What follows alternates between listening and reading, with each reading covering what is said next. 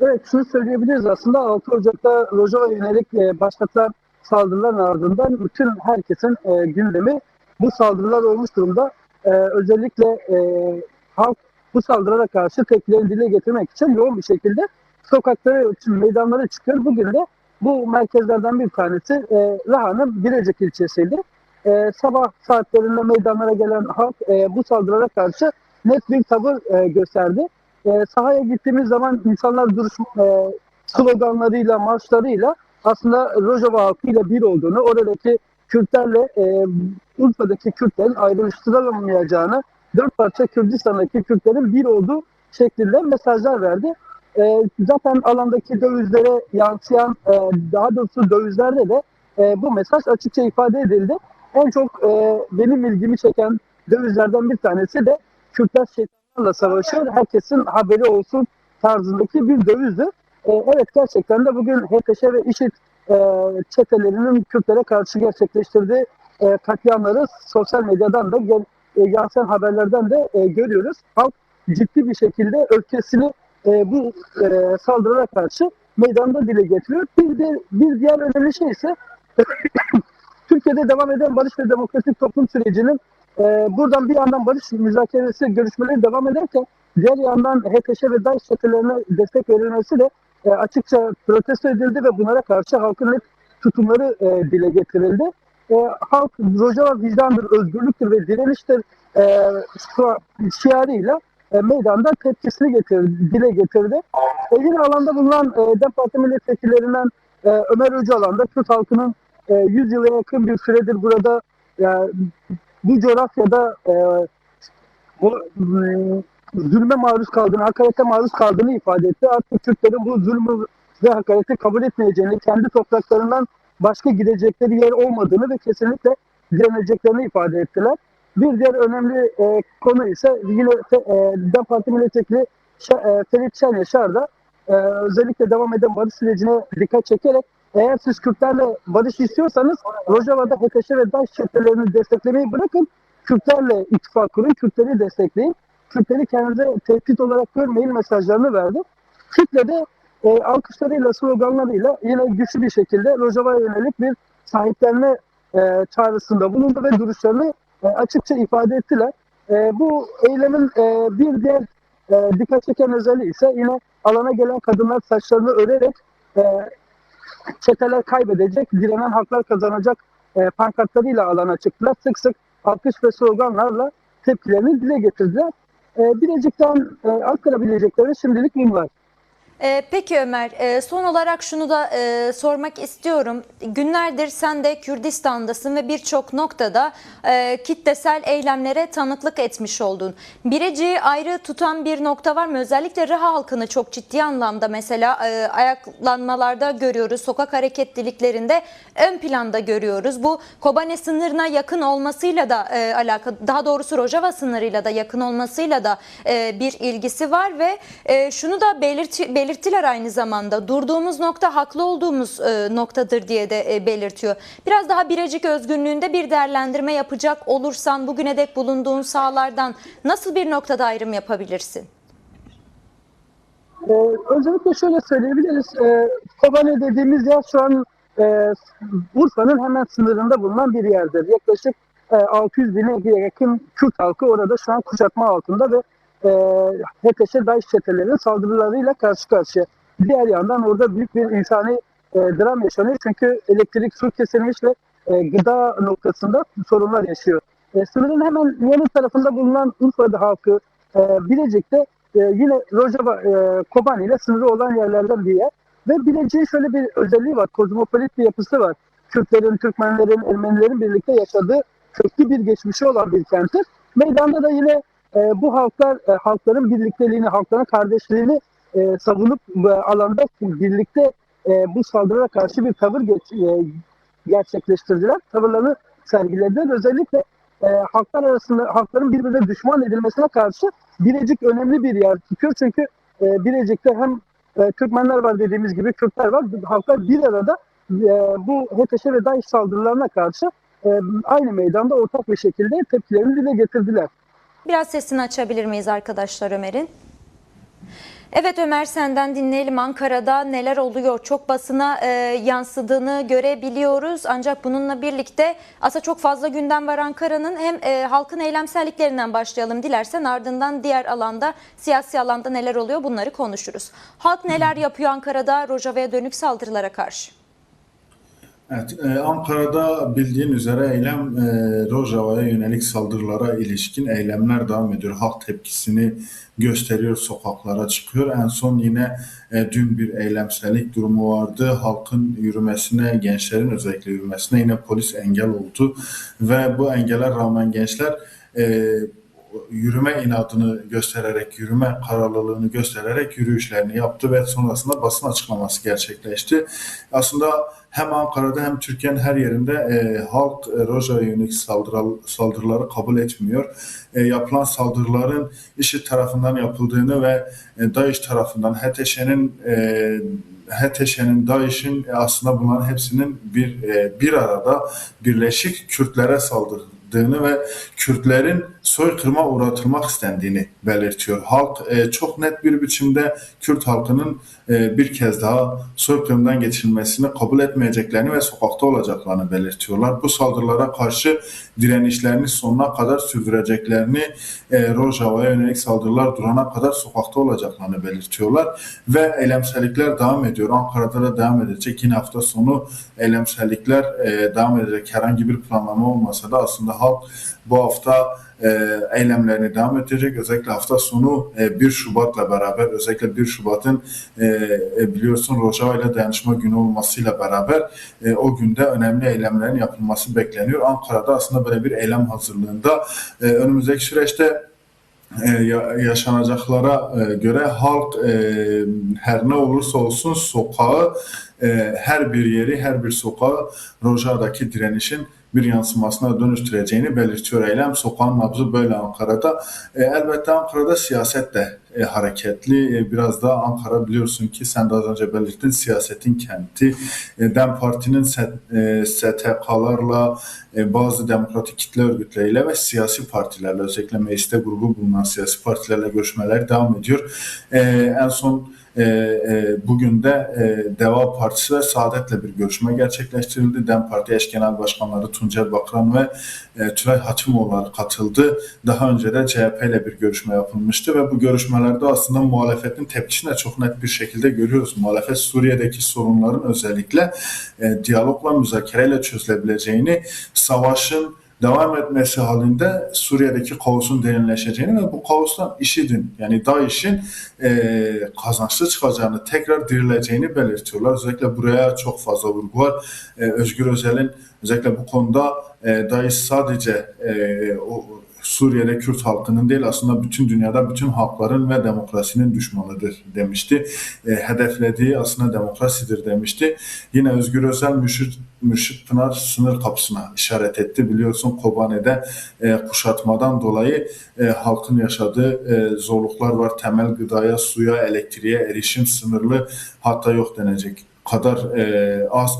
Dolayısıyla aslında bu noktada baktığımızda Mürşit Pınar'ın açılması yardımların direkt ve hızlı bir şekilde Kobane'ye ulaşmasına neden olacak ve Özgür Özel'in de Evet, Ömer, bu konuya dair de değerlendirmeni almak isteriz ki ciddi hazırlıklar da var. Özellikle Kürdistan'da bu konuda yarın bir yardım ve dayanışma amaçlı çalışmaların gerçekleştiğini ve artık harekete geçtiğini duyumunu da aldık. Ahmet Kent Konseyi'nin öncülüğünde gerçekleşecek bu.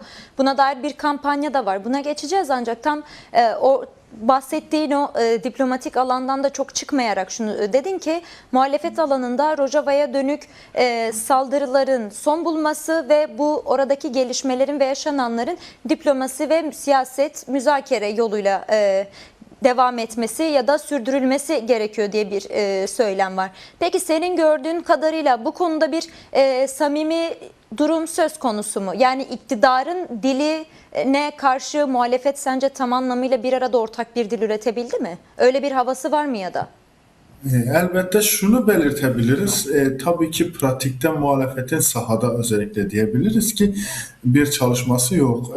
Buna dair mecliste bir önerge sunmaya da buna dair herhangi bir çalışma yürütme gibi durumu yok. Sadece aslında söylemde bir noktada tepkiler var. Bu tepkileri de şöyle belki biraz daha aktarabiliriz.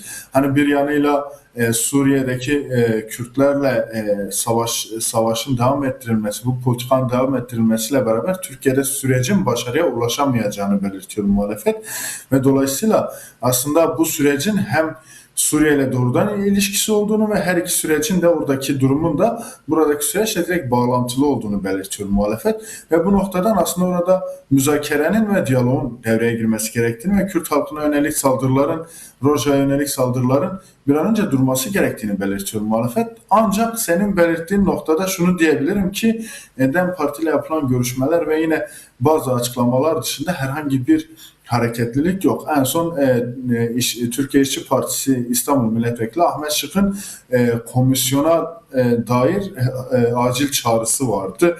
Bu konuyla ilgili acil bir toplantı çağrısı yaptı ama bunun dışında henüz meclise bir çağrı yapan veyahut da önerge veren veyahut da işte sahada pratik anlamda bir şey yapan bir muhalefet görüntüsü yok. Sol sosyalist kurumlar dışında sokakta eylem yapan Kürt halkı dışında Türkiye'nin işte özellikle mecliste grubu bulunan kesimin, partilerin herhangi bir somut pratiğini göremiyoruz eylem. Onu belirtmek istedim.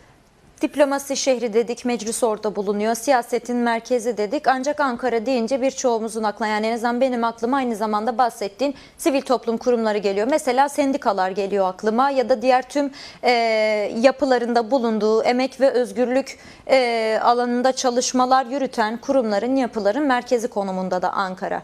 O noktada hareketliliklerini yeterli görüyor musun? Evet, çeşitli açıklamalar yapılıyor. Bahsettiğin gibi bu konunun üstünde duran DEM Parti ile buluşmalar da gerçekleşiyor. Ancak sence yoğunluk durumu nedir? Gerçekten ele alınıyor mu? Alınıyorsa nasıl gündemlerinde tutuyorlar? Çünkü Rojava aynı zamanda evet, Kürt halkı bu süreçte daha yoğun sahipleniyor ancak internasyonel bir devrim olduğunu da belirtirler kendileri. Bu noktada sence bu söyleme karşı da bu saldırılara dair bir ortak tutum geliştirilebildi mi?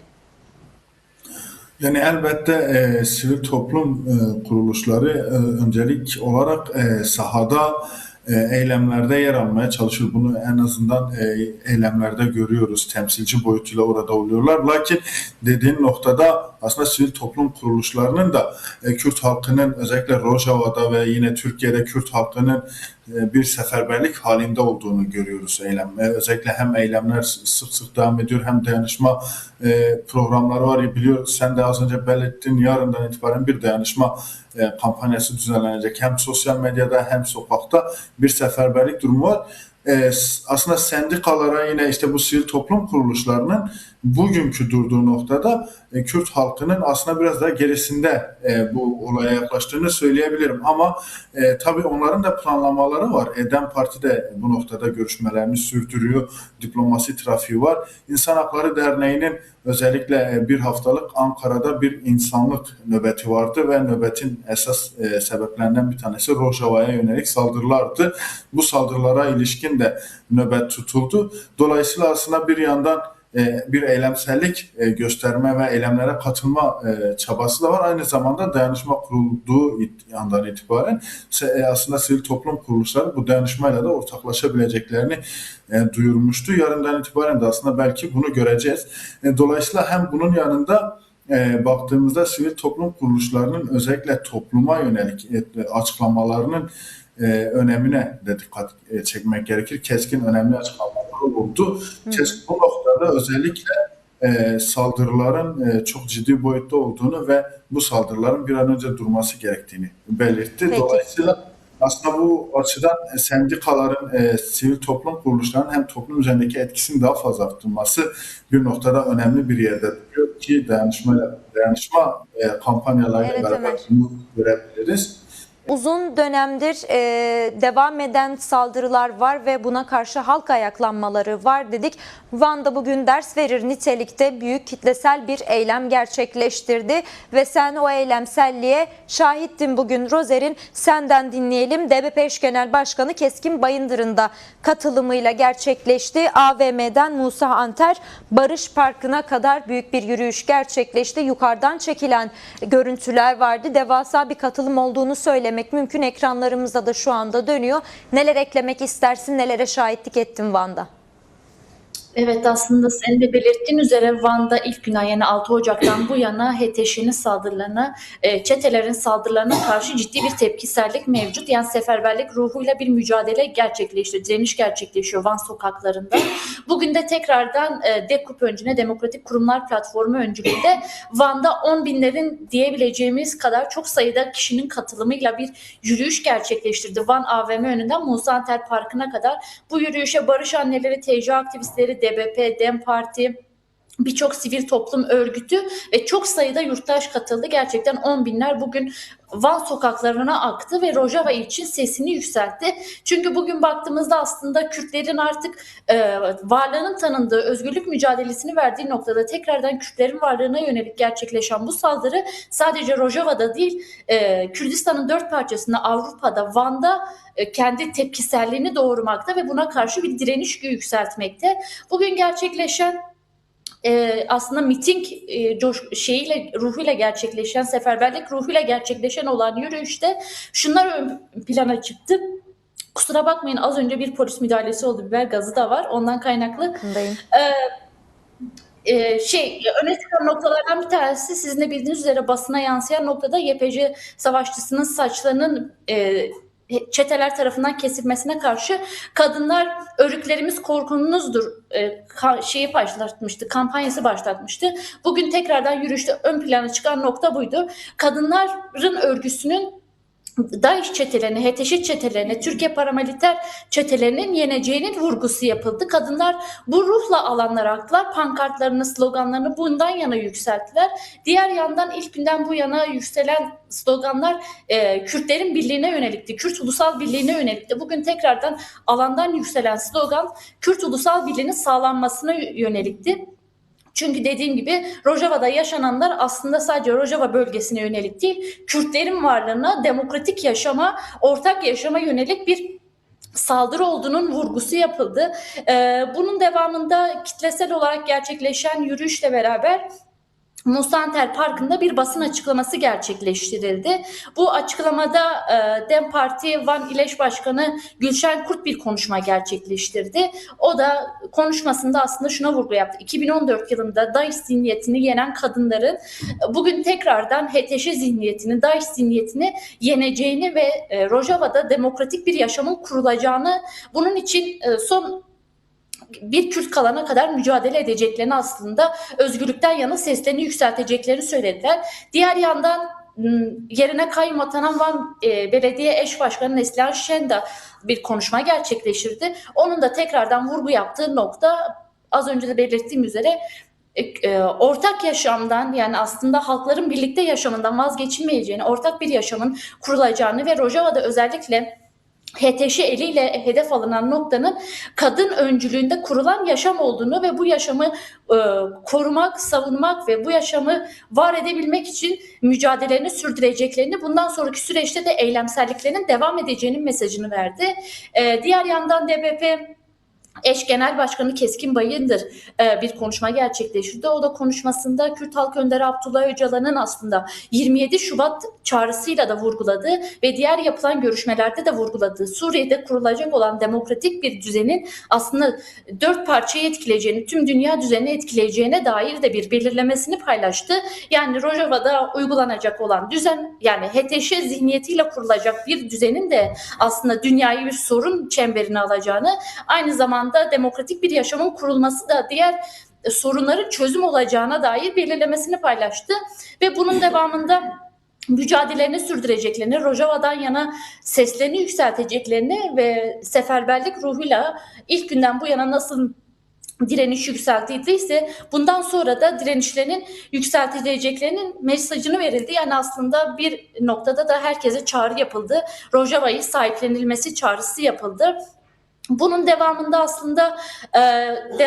da basın açıklamasından sonra gençlerin gerçekleştirdiği bir yürüyüş vardı. Van sokaklarında gençler sloganlarla saldırıları protesto etmek için bir yürüyüş gerçekleştirdi. Cumhuriyet Caddesi'nde gerçekleşen yürüyüşün devamında bir polis müdahalesi oldu. Çocuklara yönelik ve bir kesime yönelik şu polisin şiddeti de söz konusuydu. Yani saldırılara karşı HTŞ'nin protesto edilmesine karşı polisler tarafından bir engelleme gerçekleştirildi. Aslında burada protesto edilen HTŞ zihniyeti Rojava'daki ortak yaşama yönelik bir protestoydu ama bu da polis tarafından Van'da günlerdir engellenmeye çalışılan Rojava eylemlerinde yönelik engellemelerin bir benzeri yaşandı. Ancak buna rağmen gençler eylemselliğini devam ettirdiler ve attıkları sloganlarla bu tepkilerini ortaya koydular ve Rojava'dan yana seslerini yükselteceklerini de mesajını verdiler. Yani dediğim gibi Kürtler ilk günden, yani sadece Kürtler değil aslında, Kürtler ve dostları 4 parçada ve Avrupa'da birçok alanda her yerde eylemsellik durumu mevcut. Bugün de tekrardan Van'da halklar kendilerine, varlıklarına yönelik aslında saldırıyı kabul etmediklerini, özgürlükleri için, varlıkları için alanlarda olacaklarını ve Rojava'yı sahipleneceklerinin çağrısını yaptılar ve Rojava'daki saldırıların son bulması gerektiğine dair, yani demokratik bir yaşamın, barış ve demokratik toplum sürecinde ilerleyebilmesi için bu saldırıların bir an önce durması için çağrıda bulundular diyebilirim.